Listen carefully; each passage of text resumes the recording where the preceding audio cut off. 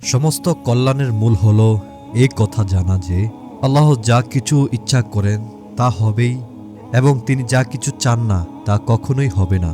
অতএব এই ইয়াকিন রাখা যে সৎ কাজ আল্লাহ তাআলার অন্যতম নিয়ামত, তাই এর জন্য আল্লাহর শুকরিয়া আদায় করা এবং আল্লাহর কাছে মিনতি করা যে তিনি যেন কখনো এই নিয়ামত ছিন্ন না করেন, আর সৎ কাজ তার অপমান ও শাস্তিস্বরূপ। সুতরাং আল্লাহর কাছে করজোরে আকুতি মিনতি করা যে তিনি যে অসৎ কাজ ও তার মধ্যে বাধা প্রদান করেন, সৎ কাজ করা ও অসৎ কাজ থেকে বিরত থাকার জন্য নিজের উপর নির্ভরশীল না হওয়া।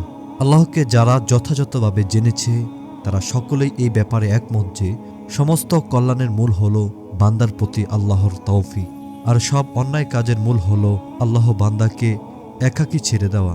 তারা আরও একমত যে তৌফিক হল আল্লাহ তাআলা তোমাকে তোমার নিজের উপর নির্ভরশীল করবে না, আর আল্লাহ তোমাকে পরিত্যাগ করা হলো তোমাকে ও তোমার নফসকে একা ছেড়ে দেওয়া। যেহেতু সব কল্যাণের মূল হলো আল্লাহর তৌফিক, আর এই তৌফিক আল্লাহর হাতে, বান্দার হাতে নয়, সুতরাং এই তৌফিকের চাবিকাঠি হলো দোয়া, আল্লাহর কাছে অভাবী হওয়া, সত্যিকার অর্থে তার কাছে আশ্রয় নেওয়া, তার প্রতি আসক্ত হওয়া এবং তার প্রতি বিরাগভাজন হওয়া।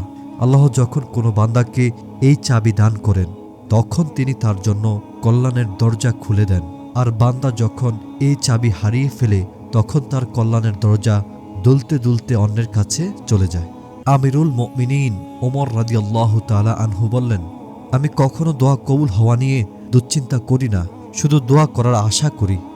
কেননা আমি যখন দোয়া করার ইচ্ছা করি তখন আমার অন্তর এই কথা জানে যে দোয়া কবুল হওয়া দোয়ার সাথেই থাকে। বান্দার নিয়ামত, অভিপ্রায়, উদ্দেশ্য ও আগ্রহ অনুসারে আল্লাহর তৌফিক ও সাহায্য করা। অতএব বান্দার জন্য আল্লাহর পক্ষ থেকে সাহায্য বান্দার অভিপ্রায়, দৃঢ়তা, আগ্রহ ও আশঙ্কা অনুযায়ী হয়ে থাকে। আবার বান্দার নিয়ানুসারে আল্লাহ তাদেরকে পরিত্যাগ করেন। আল্লাহ সুবহানাহু তাআলা যিনি সর্ববিজ্ঞ ও সৃষ্টিকুলের সর্বজ্ঞ, উপযুক্ত জায়গাতেই তৌফিক দান করেন এবং উপযুক্ত কারণেই তাকে পরিত্যাগ করেন। তিনি সর্বজ্ঞাত ও বিজ্ঞ। কেউ তার শুকরিয়া না করলে এবং তার কাছে শ্রেয় অভাব প্রকাশ ও দোয়া অবহেলা করলে তাকে আল্লাহ নিয়ামত দান করেন না। আর যে ব্যক্তি তার শুকরিয়া আদায়, যথার্থ অভাব প্রকাশ ও দোয়া করবে সে আল্লাহর ইচ্ছায় তার সাহায্যের, তার নিয়ামত লাভে জয়ী হবে। আর কল্যাণ লাভের মূল শর্ত হচ্ছে ধৈর্য ধারণ করা, কেননা ধৈর্য ধারণ করা ঈমানের সেরূপ অংশ। মাথা যেমন শরীরের অংশ, যখন মাথা কর্তৃত হয় তখন শরীরের অবশিষ্টতা থাকে না।